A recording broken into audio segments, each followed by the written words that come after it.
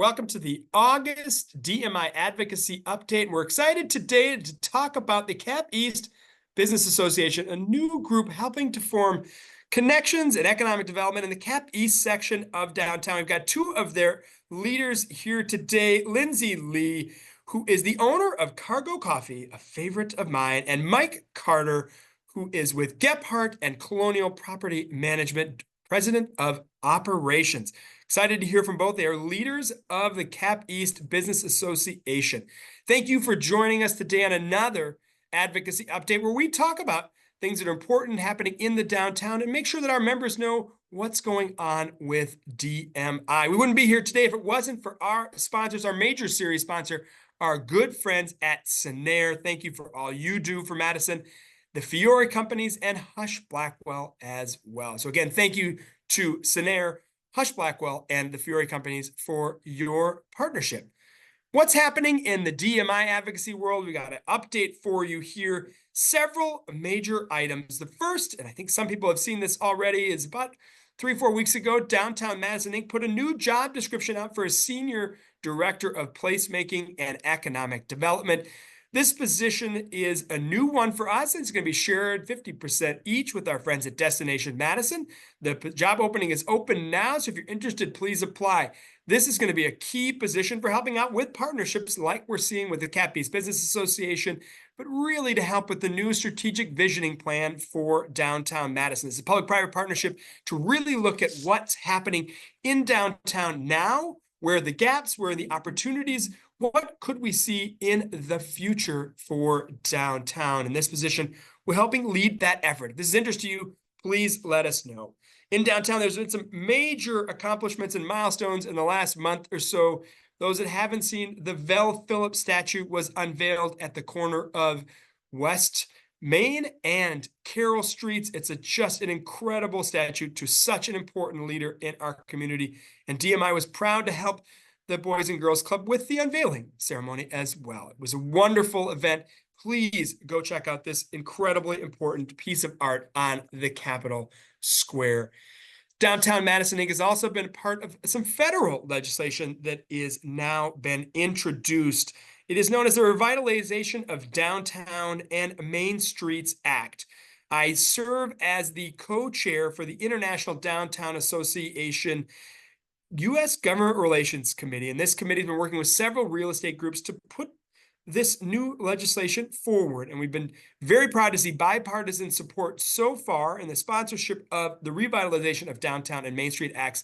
This is an act to help create incentives for developers to take office buildings and convert them into housing, in particular affordable housing. These deals are very difficult to do. The financing doesn't always work, and so there needs to be significant resources, and the federal government is trying to help in the form of tax credits. Now, admittedly, we don't anticipate that this new legislation, both in the Senate and the House side, will be approved this year due to the politics and everything that's happening with the elections in November, but we hope that it'll be reintroduced next section and brought up as part of the tax bill.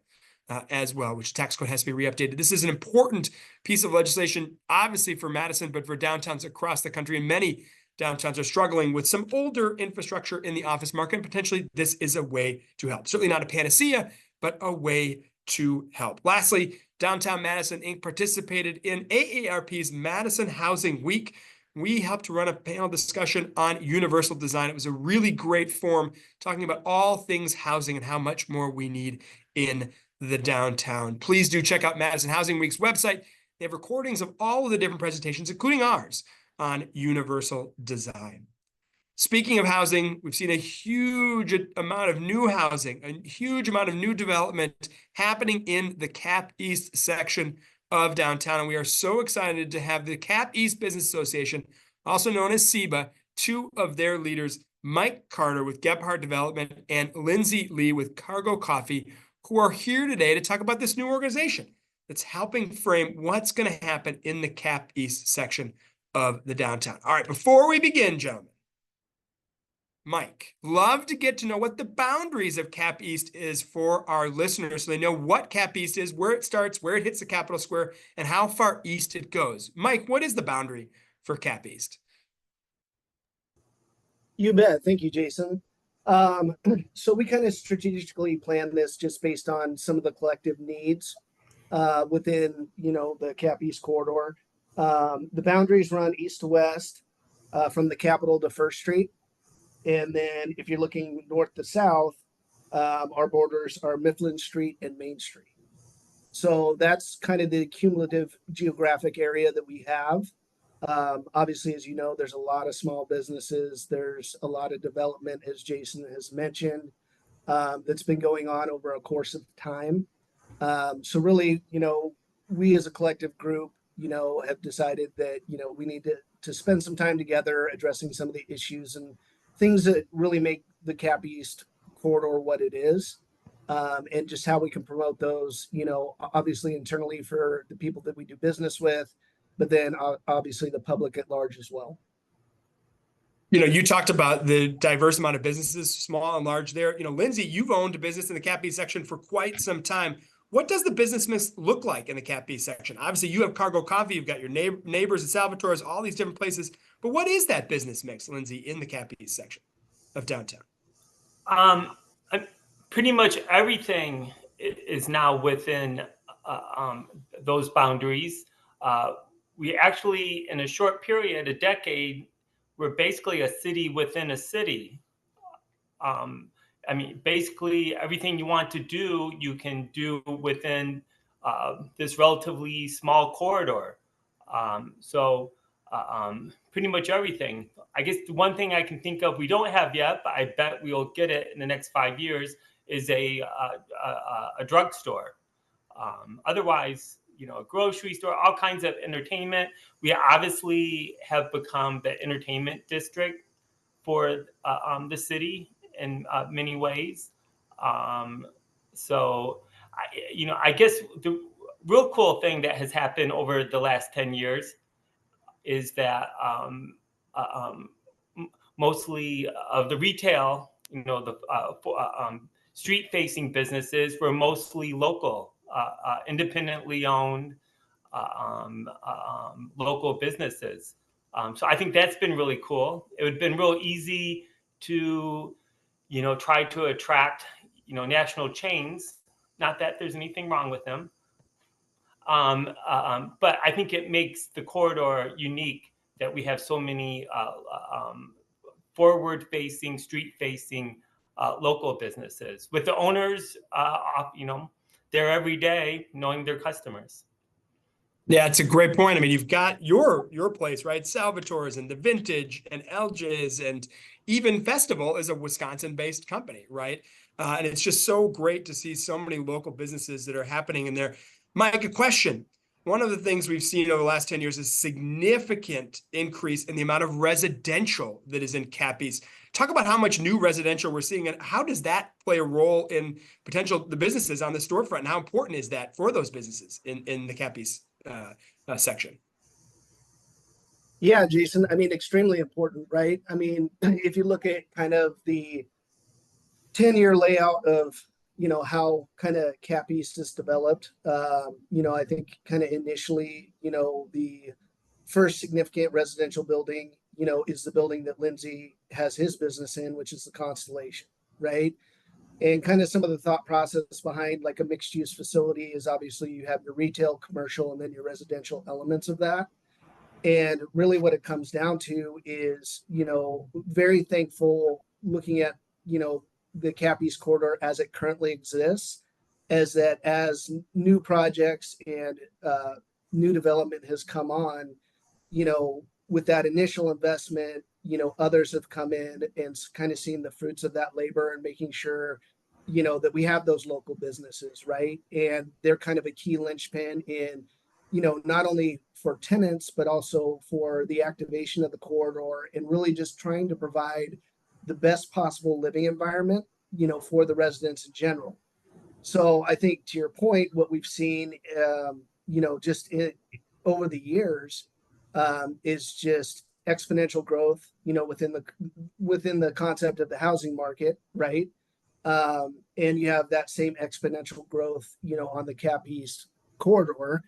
And that's critical as far as, like you said, the the nature of what it means to do business as a small business owner, in an area where you do have the support of a mixed use where, you have some buildings that have 200, 250 tenants, having a grocery store, having these small businesses, you can do anything from like grabbing a cup of coffee, getting your hair cut. We have, a bank downtown. There's all different sorts of things that, kind of Lindsey was pointing out, that we have that are kind of inclusive within, our geographic area that really just support, living downtown Madison and, just enjoying the environment that, multiple stakeholders have created, from a development aspect, but then also just really kind of being honest to the vision, which is that local small business element. So I would say with Baker's Place coming on, I know that's roughly 200 unit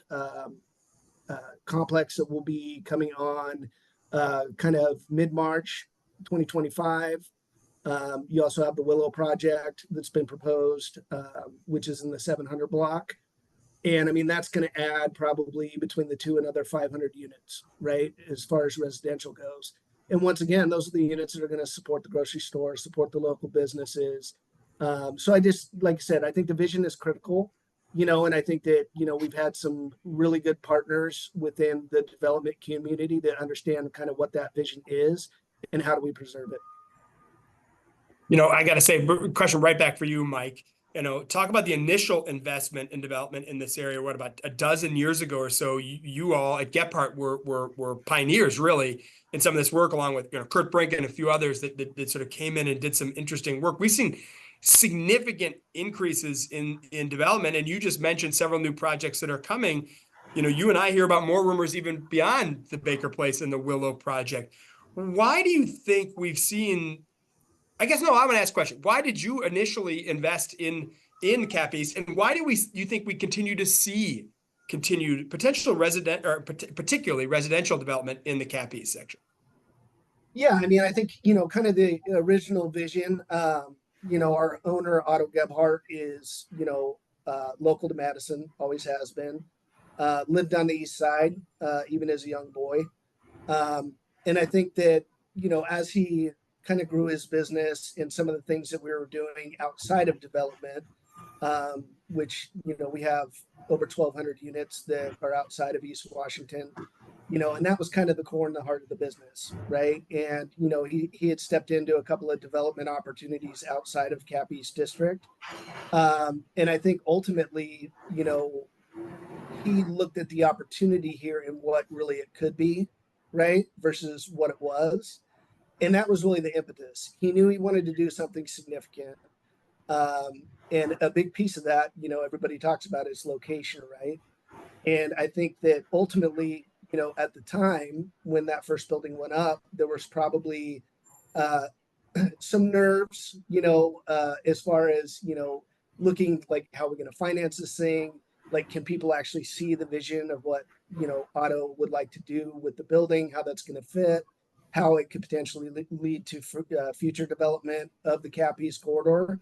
So, I mean, realistically, fortunately, the project went up. The Constellation was finished in 2013, immediately leased up, full, right? So, I mean, there was obviously, a demand as far as people looking at this as a viable option as a community to live.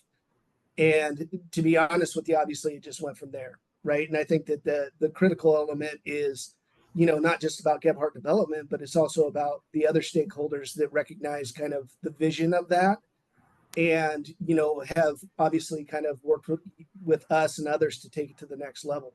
Where, you take a photo of East Washington Avenue in 2013 and you take a photo of it now, I mean, drastic difference, right? As far as what we have down here. And ultimately, I think, Jason, to your point is, you got to start somewhere, and creating that initial environment and having that be successful, really allowed ourselves and others to look at that investment and say, okay, we're on the right track. And if we can get some other players involved and get, good quality projects that are mixed use, with the retail and commercial elements, we have a real opportunity to be able to activate the corridor, because that's one of the key critical points, at least in our opinion, is, East Washington corridor is the main thoroughfare to get down to the Capitol, right? So that was part of the process of when Otto was kind of looking at this area of why he felt it was a good area to do something like this. But ultimately, the goal was, to develop it in full over time and be able to really provide, the community with an area that is fully activated from, morning until, evening hours and all the things that come with that. And when you try and do that and you try and make it successful and really meet what the vision is, the critical point is having some of these smaller businesses like, a Cargo Coffee, a Vintage, the Sylvie, like all these other elements that go into what the total vision is. But ultimately, I think what we were shooting for initially was, being kind of the first ones in, was really hoping that we could work through the constellation and have that be very successful, which we've been fortunate with, and then grow from there, right? And then, as you grow, then obviously you can, as Lindsey said, start providing, more options to your residents for, whatever they may need in their daily lives or whatnot, from the small business owners that, we've all partnered with. Well, Lindsey, you were one of the earliest adopters with this new wave of development with your coffee shop at Cargo Coffee. How have you seen the increased development to really help your business, and why has it been important to you? So first, I'd like to do a little bragging. Please, by all means, by all means. First, for Mike and Otto, Otto Gephardt Development built the first building of note in the corridor. I think that should be acknowledged. The other person who should really be acknowledged is Kurt Brink and the Korb family. Kurt had a vision for the corridor that pretty much predates almost everyone. And he did, the project at the old buy and sell shop, which is now the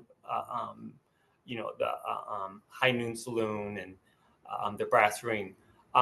But for personal bragging, I signed the first commercial lease in that first building. The real credit should go to Otto's mom, Mary Jo. I met Mary Jo when I first moved to town. We both worked at the Borders on the East Side. We were the original employees of the Borders on the East Side, if you remember that. Mary Jo came into my original coffee shop over on Williamson Street and said, "Oh, you need to be part of Otto's project. He needs a cornerstone of coffee shop." I suspect she was going to Otto saying, "Oh, you should include Lindsey. Lindsey needs a bigger space." So Mary Jo should get some credit, and I personally have told her that. So who else deserves credit is the city. The city deserves a ton of credit. The city did a lot without doing too much. The city really also saw a vision, what could happen within the corridor, and did appropriate planning. It also created, used a couple of tools in their toolbox to make it happen, not only happen, but happen in a high quality way. They created a land banking program. I believe the first time they used it was on the Don Miller lots, which includes the Constellation building. They bought the property, they held it. They didn't want it to get broken up and turned into pad developments, one story, McDonald's. And you can definitely see how the street could have gone that way. The city didn't want to see that. They wanted it to be, much more productive. So they had the land banking program, and then they strategically used TIF program to prime the pump to get developments starting. And then the city really did, let the private market drive what happened. So, I think this was a case where the city really did a great job, and we're seeing the benefit of that.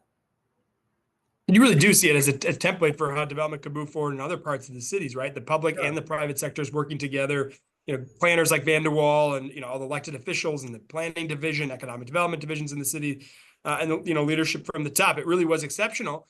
So we've got this great baseline now of what's going on. So much activity. We're going to get into vibrancy in a little bit here. But what do you all see as what does the future have in store for the Cap East section? What would you like to see have happen, and how can CEBA help create that future? More. Go ahead, Mike.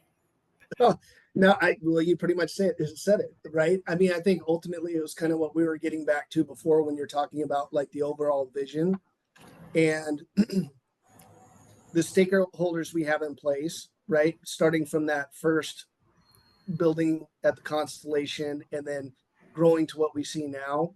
I think that, the investors that have looked at this area had, noted that this is a good plan, right? This is a good vision. Like I said, can't preach enough about, small local businesses being a part of this thing, and what that means, just in the overall activity and vibrancy of the corridor. And like Lindsey said, really making it something that stands apart a little bit, right? I mean, there were multiple times when both Galaxy and Constellation where we had opportunities to bring in like a Verizon or a Clinky Cleaners or whoever it may have been, right? That was interested in the location, but it wasn't the right fit for the vision. And ultimately, I think to Lindsey's point, future success, really just is kind of linked to that vision, right? And making sure that as a group, we collectively understand that, hey, this is something that's very special. It's been done the right way. And let's bring in good developers that can piggyback on what we currently have and just add to that mix, right, in the right way. And so for me, it really comes down to, yes, more, but that vision is somewhat, upheld with the new development and kind of what we do. And so that kind of relays into talking about CEBA, right? And the idea of the formation of CEBA. And a lot of this, has obviously come about with just the growth, right? I mean, like I said, we have a ton of, commercial tenants down here, commercial players ranging from, smaller operations to all the way up to Google, Deloitte, Regis, that have, large square footages and buildings, and just looking at kind of that element of it. And then, the mix with the retail and the residential, I just think it's, it became very obvious it was critical for us to collectively as a group get together and really kind of help establish, more of an outward display of that vision, right? And working with others, and then also having a connection point, as we move forward, with anything, any project, any growth. There's always things that come up that become issues or problematic, that collectively as a group with that same vision that we'll be able to address the right way and proactively rather than reactively. So there's just a lot of benefit. We have a lot of members at CEBA at this point. With, kind of solidifying the board and some of the things that we're doing, I really see CEBA being a huge piece of that future that, Jason, you're asking about, as far as just working, with others who want to invest in the area and making sure that vision, is accomplished. CEBA's role is, I think, going to be so important to really bring all these businesses together, right? Make sure that the businesses have a voice. One of the things that puts a smile on my face is that it's the vibrancy that comes from the Cap East section. You see Cap East just alive so many times. A year ago, I remember going to a Forward Madison game. The same time there was a concert at the Sylvie. The Art and Lit Lab was having an event, and Tin Smith, I think it was a wedding. I don't remember what kind of event it was. It was happening in Cap East. How much does Cap East really impact the overall vibrancy of downtown and the city in general? Lindsey, I mean, how much do you see the vibrancy really impacting and creating the better quality of life for the city's residents and people that want to move here? We're definitely carrying our weight in terms of creating housing. As we all know, the region has a shortage of housing. We need more housing. There's a lot of young people moving to Madison, and people of all ages and all stripes. And we need to create housing, and the Capital East District is where a lot of it is being built. Other areas are also doing a good job. Also, you have to acknowledge that a lot of good paying jobs have been created within the corridor. That's a good thing. I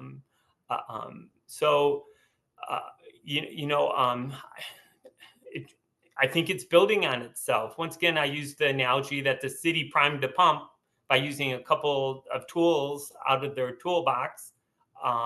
But now it feels like it's a geyser. Every time you turn around, there's a new project being proposed. There's new activity. So, I think,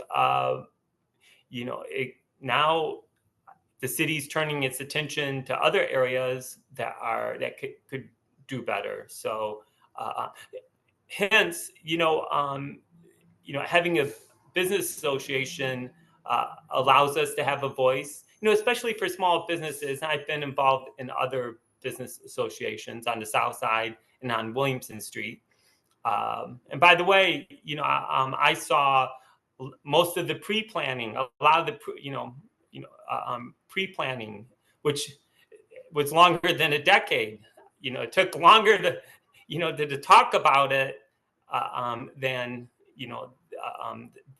the 10 years that we've been really in existence. But anyways, for small businesses, often feels like you're just one small voice in the wilderness. But with a business association, we can have a collective voice. And we can also have influence on each other. Instead of complaining, we can focus, talk to each other and come up with strategies to have our voice heard and find a constructive solution to the growing pains we're having. So especially early on, business associations are very important as a new area evolves and develops. How can people get involved in CEBA, and how can potentially become a member of CEBA? Mike, what do they do to help engage with the new association? Yeah, no, thank you, Jason. I mean, thank you.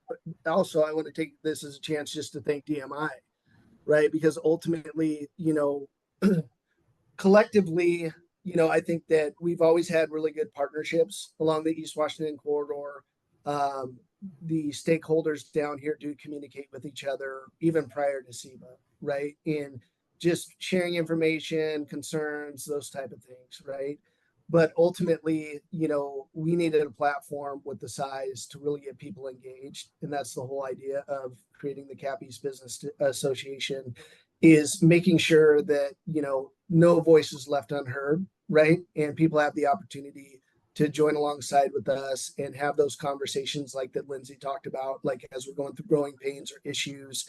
A lot of times, some of the most beneficial things that you can get, by partnering with, the collective is really, like you said, just the brainstorming, and thought processing for what's the best way to advocate or address a problem, and having the right players in the room to be able to really kind of discuss that, and come up with a solution that is effectual for everybody involved, right? So, I mean, at this point, obviously we have a list of current members. For me, right, I mean, at this point, obviously DMI plays a role in that. So, anybody that wants to be a part of what we do here at Cap East, right, you can contact DMI and get connected. I mean, obviously, those of us who have been around maybe a little bit longer in the process of putting this all together, I'm always more than open, to receive emails directly, right? I mean, if I encourage anybody that is in the East Washington corridor that wants to be a part of, kind of the overall vision, I think it's important to join. I think it's important to have your voice heard. And absolutely, I know with Pam and Lindsey and Kurt, I mean, if people have connections, with individual board members, I mean, obviously you can always reach out to us as well. But thank you, DMI, right, for providing some of the structure and being able to really get people to number one, know that CEBA's here, and B, number two, to advocate for them to become a part of the group. Yeah, well, thank you, Mike. And it's just been an absolute pleasure to work with the CAP East Business Association. Yes, and if anyone wants more information or wants to become a part of the organization or attend any of the events and get to know folks, send me a note at DMI, and we can help you out in any way we can. Lindsey Lee, owner of Cargo Coffee, and our good friend, Mike Carter, Vice President of Operations at Gephardt Development and Colonial Property Management. Thank you very much for joining us. And thank you for what you're doing to put the CAP East Business Association on the map. This is going to be very important for CAP East, but also for downtown as a whole. You're creating these ability for these small businesses to add vibrancy, to add economic strength to the downtown. And you're making this all happen. So we really do appreciate it. Thank you to our sponsors today, Sinair, the Fiore Companies, and Hush Blackwell for all of your partnership with the Downtown Advocacy Update. Hopefully we'll see you again soon downtown. If not, have a wonderful rest of your week, and we'll talk to you soon. Bye now.